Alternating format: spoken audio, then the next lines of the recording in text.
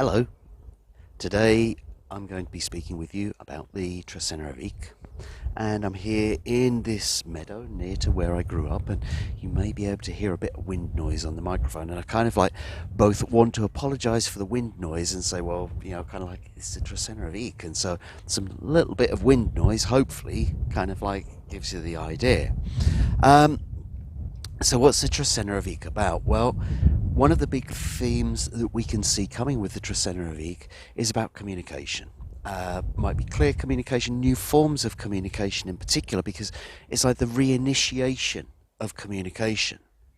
It's also about the divine breath. It's about being able to breathe again. And it's interesting, kind of like as we watch around the world, kind of like restrictions coming around, like we, kind of like we're moving around a bit more and all this kind of thing.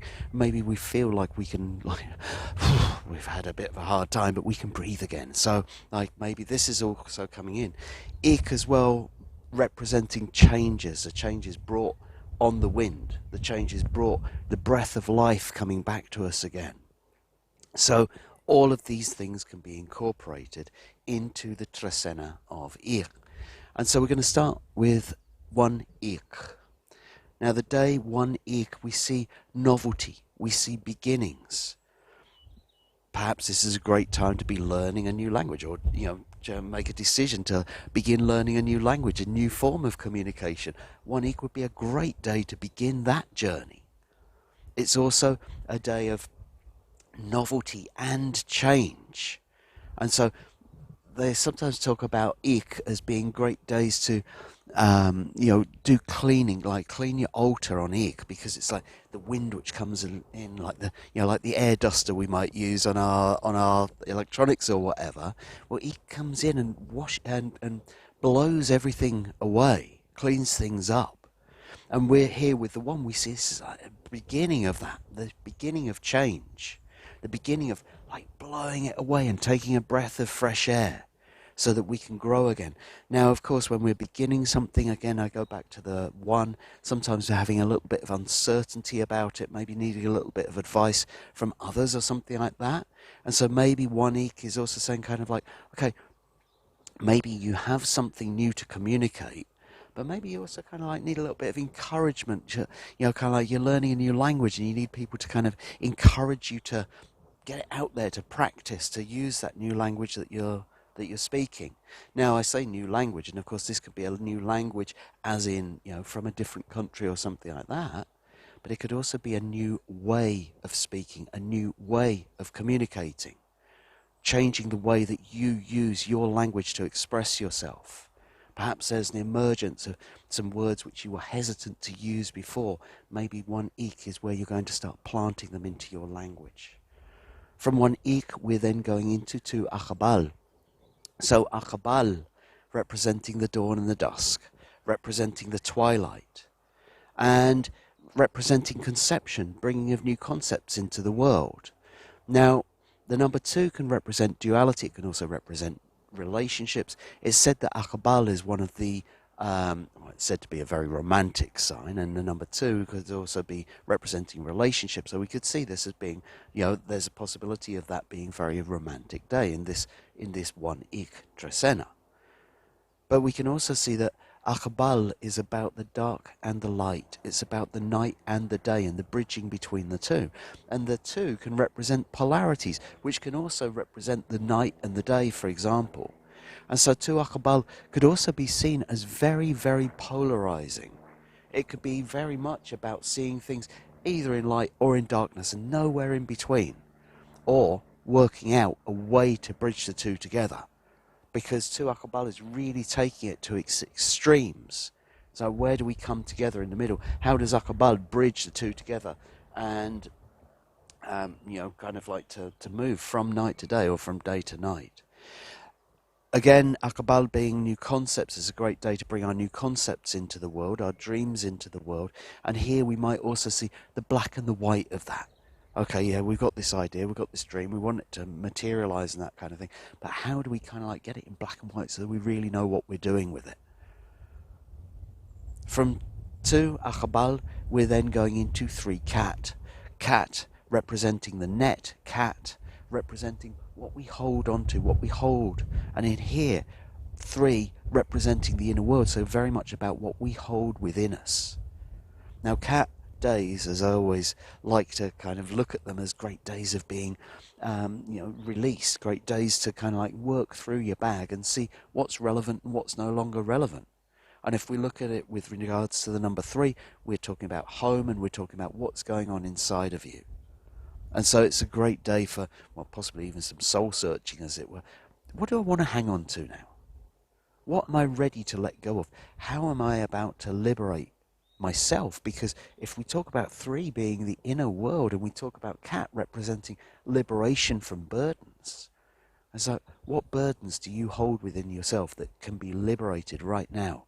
Because 3 cat is a great day to do it, particularly in this, maybe it's that Trecena as the wind is blowing through and kind of like causing the changes, but also kind of like sweeping the new in. You got to let go of some of those burdens, and they're the burdens that you hold within you. Possibly also your attachments to home, because that's, again, cat can represent attachments, and the 3 can represent home. Now, of course, the other way is also looking in your bag and seeing what you do hold within you that you want to hang on to. Because it's just looking at things as to what's useful and what has served its purpose. What do you want to carry forward within you? 3 cat is a great day to be looking for that. From 3 cat, we're then going into 4 can. So can, the power and the wisdom, the Nawal of the serpent. Can also represent the illusion, the sorcerer, and the teacher. The teacher who shares their wisdom to enlighten those around them, to empower those around them. The sorcerer who kind of guards their wisdom or kind of like creates an illusion so that they are the ones that hold the power. So can be either or. And here we see it with the number 4, the number which represents the physical material plane of existence. And so when we look at that, we're talking about physical illusions, we're talking about turning our wisdom into the physical. Now, what do I mean by that? Well, I'm sure that we've all read a lot of books and listened to a lot of YouTubes and all of those kind of things, and we're picking up wisdom from various places, various people. But what is that wisdom for? It's not for just having it in your head and, kind of like, it's for translation into the world, and 4 can is the day to do that. It's about the application of our wisdom into the material world, because otherwise it's not much use, is it? So a day of application of your wisdom, that's one way of looking at it. Another way it could be is seeing kind of like how we might be translating our wisdom for others, helping, practically advising people as well.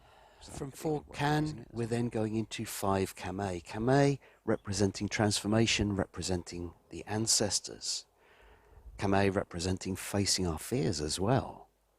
And here we see it with the number 5, the number of work, the number of putting our energy into it. So, of course, we know that with the number 5, nothing's going to happen unless we actually choose to put our focus, put our energy into things. And here, we're talking about transformation. So this is a great day to put your energy into transformative practices. It's a great day into putting your energy into facing your fears. And we may also find that this is a day to be working with the work of your ancestors. So maybe your grandparents, great-grandparents, or what have you, might have excelled in a particular line of work, and maybe there's something that you can do to carry on that work in one way or another. This would be an exceptionally good day to tap into the spirit of the ancestors and understand their work. Now, from the other side of things, as I say, the 5 does sometimes represent it's going to be hard work. It's kind of like, it's not just going to happen. And so it may also be a day about overcoming fears in order to move up a level, but you've got to put your energy into it. From 5 Kame, we then go into 6 Kech. Kech, the wilderness, nature, the natural world. Out here with the birds singing amongst the trees and the grasses in full bloom. It's very easy to connect with that natural world. Kech is the one that brings us the strength. It's the one that brings us the understandings that come from the natural world. Because, This is our natural environment. We're a part of this world as well, right? And it's like getting out into this and understanding what we can absorb with it, what we can absorb from it, the strength that we can draw by being out in nature, connecting with the natural world, the understandings that come to us from it. It's a day of leadership, and Kech Day is always a great day to get out into nature in one way or another. They bring you strength, they also bring you understanding. And where is this understanding and strength going to be focused? Well, here with the number 6, we can see that it's a very stable understanding. 6 being the most stable number as far as I am concerned, representing the bringing of heaven and earth into the physical plane, the divine masculine, divine feminine into the physical plane, also representing family. This is a great day to go on an expedition out into nature with your family to help to strengthen and bring stability, but also from your own point of view, bringing strengthening and stability to your connection. 6 Kech is a wonderful day to get out into the green, into the wilderness. From 6 Kech, we're then going into 7 Anil. Anil representing the yellowing, the ripening of the corn, representing coming to the fruition. Anil also sort of seeing it as kind of like, right, okay, this is all that we're working for. This is the end of our project. Particularly with the number 7 there. It's the final ripening. It's like, right, okay, we are now at peak ripeness. It's time to harvest. It's time to bring in that yellow corn. Now, Anil days are great days for working in the garden, and particularly I see here in the UK, this is everybody's planting stuff and all that kind of thing. So this is certainly applicable here, and I'm sure in Guatemala as well. With the beginning of the rainy season, the corn has to be planted, and if we look at it from 1 Anil to 7 Anil, the beginning of the planting to the end of the planting, I would imagine that by now people should have kind of planted what they need to plant that's going to be harvested later in the summer. But also when we look at our own lives and what we're doing with them, 7th Anil can be very much about, right, okay, we've reached that peak ripeness that we were looking for in our projects. And now it's time for us to bring in our harvest. It's time to finish it off. We always look at these things where, you kind of like, you watch the ripening, and it's not quite, now it's there. And if we leave it too long, it will begin to drop off again. So 7th Anil would be a great day to be projecting towards, to finish off any projects that you have. They've reached their ripeness. Now it's time to finish them off. And so this would be a good project for the 7th Anil day. From 7th Anil, we're then going into 8 Toch, the ceremony of ceremony. 8 Toch, again, all Toch is a ceremony day, right? It's a sacrifice day. It's a day of giving. It's a day of gratitude. And here we have it connected with the number which can represent ceremony as well. And so really we see with 8 Toch, this is, the day to be making ceremony. It's the day to give thanks. Now, when I say ceremony, yes, of course, we might like to make our ceremonies with 3-hour ceremonies, with calling all of the nawales and putting all the colours of candles and all these kind of things onto the fire.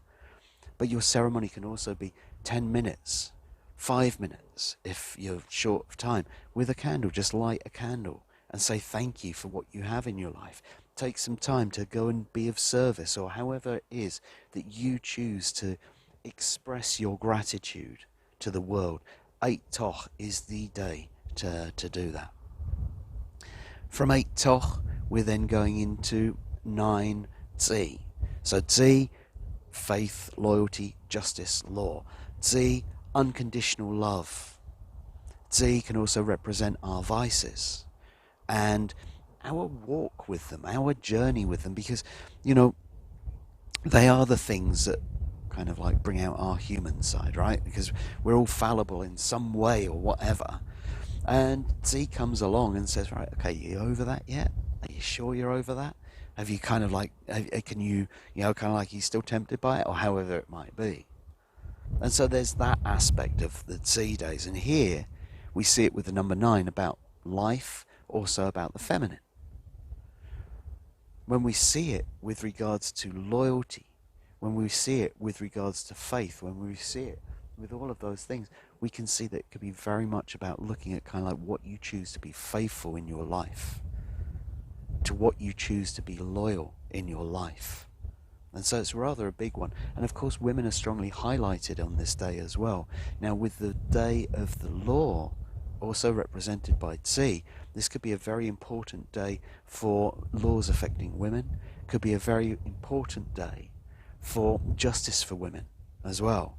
So if there is something that needs to be processed or done on those kind of grounds, then 9Tz'i would be a great day to do it. Particularly in this Trecena, where it's kind of like it's time to communicate, it's time to get out there. From 9Tz'i, we're then going into 10 Bats. So Bats, the weaver, Bats, the creator, Bats, the artist that's making the beauty. And here we see it with the number 10, the number of community, the number of cooperation, bringing things together. This is weaving with your community. This is getting a bunch of your friends, getting your people together, your community together, and creating something beautiful together. So if there was ever a day for a community art project, 10 Bats would be wonderful for it. But what can you do on your own? Well, also kind of like connect with the people around you. Maybe this is your time to get involved with some community creative project of some kind. Or initiate it, perhaps. Maybe in this Trecena Week, again, it's about kind of like going out there and talking with people. And here, it's like create some beauty in cooperation with friends, with community. 10 Bats would be a wonderful day to be doing that. From 10 Bats, we're then going into 11 So, days, the days of the wanderer, and then the 11, well, that can also be a bit of a wanderer as well. So, 11 well, I wouldn't necessarily say it can be a confusing day. It's a day to wander. It's a day to follow your instincts. Which path is guiding you? Which path do you want to go on? Well, it doesn't really matter, because like the only thing which is going to be more challenging is if you try and stick to one straight predetermined path. Because 11 you might find that you are kind of like, maybe it's the Trecena Week blowing us off the path onto other paths that we might not have considered and that kind of thing. But, of course, the thing is, when we start walking those other paths, that's where we find new inspiration. That's why the 11 can be so creative in that, because it's choosing to take a different way. And here, literally, with the Noel of the Way, this is kind of like looking at it and what does your intuition say about the path which you're treading? Which way do you feel drawn to go? Because 11 is a day to go out and explore to go off the beaten track. It's a day to go off piste, to go and explore what else you might find out there, because later on this is going to come back to be part of your creativity. From 11 we're then going into 12 So representing the house and home, representing the spinal column, representing the father figures within the community, the one who's going to stand up for the underdogs and that kind of thing as well. And here we see it with the number 12. So the number 12 very much representing our life experiences brought together in one place. It's a strong day, it's a powerful day. We see it as very beneficial to all of those around it. The benevolent father figure that looks after the community, that looks after the society, the leadership, the statesperson, the one who's not afraid to bring down the staff and say, this is not going to happen in this way as well. And here we see it with the number 12. And so the number 12 very much representing bringing all of your experience together. So we could look at it as being about harmony in the home and harmony in society. And the number 12 saying, right, okay, everything you've learnt before, everything you've learnt throughout your life, today is the day to bring it all together, to help to make a stand, to stand up for what is right, to stand up for the underdog, to stand up and make sure that your community functions, to stand up as a leader within your community and use that experience that you've got to bring harmony, to make the world a better place, basically. And then finally, from 12 we're going to finish the Trecena Week with 13 Ish. So Ish, the Nawal of Mother Earth herself, Ish, the Nawal of the shrines and the altars, Ish, the Nawal of our connection to Mother Earth. And here we have it with the number 13. Could you think of a better day to visit an ancestral shrine or visit an old site, an old temple site or something like that? You know, because the 13 representing the ancestors, representing the spirit world, and Ish, our connection with those sacred sites. So if you were planning a trip to whatever national monument or sacred site is close to you, then 13 Ish would be an absolutely fantastic day to do it, because it's like everything is turned on. Now, one of the things which is said about Ish, and when you carry it as a Nawal, it is said about it that Ish people need to kind of undertake training, because it's very easy for them to manifest. And so if they're not kind of like got wits about them, then they can sort of manifest stuff that they don't want. And with this 13 Ish day, again, it's an opportunity to hone that ability, to hone that skill, and look at it and say, right, okay, I need to be very aware of what I am manifesting on a 13 each day, particularly if I go anywhere near a sacred site, because it's like kind of like everything is turned up to, well, 13, let's say, you know. And so, you know, what you utter, your prayer, as it were, needs to be very focused on what you actually want to bring into your life. Otherwise, you might find some of the stuff that comes in, which will manifest very easily as well, is not really what you wanted. And so to be very aware of that. Now, of course, the other thing that we associate this with is our connection to Mother Earth and our duty to look after her, our duty to look after the sacred sites. And all of this is a sacred site, right? All of this is a sacred site. And so it's an opportunity, yes, to connect with our ancestors through the sacred sites, but also to make our offerings, to give our thanks, to do something, to tidy up, to protect, to look after and to care for both our Mother Earth and our sacred sites. You know, our connection with them on this 13 each day. Because, you know, we're asking Mother Earth things. Of course, she has to be looked after.